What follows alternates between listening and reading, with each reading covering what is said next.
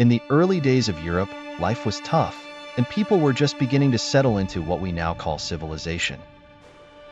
One of the earliest known civilizations in Europe was the Minoans, who lived on the island of Crete around 2000 BC. They built grand palaces, like the one at Knossos, which had running water and even flushing toilets. The Minoans were peaceful traders, sailing across the Mediterranean Sea and exchanging goods like pottery and olive oil. But things changed when the Mycenaeans from mainland Greece arrived. Around 1450 BC, they took over the Minoans. The Mycenaeans were warriors and built strong fortresses.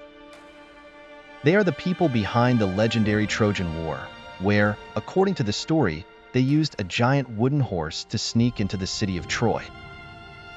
Fast forward to around 800 BC, and Europe saw the rise of another powerful civilization, the Celts. They spread across much of Western Europe, living in small villages and practicing agriculture. The Celts were skilled metalworkers and left behind beautiful art made of gold and bronze. They were also fierce warriors, but they had a strong sense of community and loved to tell stories. By 500 BC, the ancient Greeks were making their mark on history. They created the idea of democracy in Athens, where citizens could vote on important decisions. Greek philosophers like Socrates and Plato asked big questions about life, and their ideas still influence us today.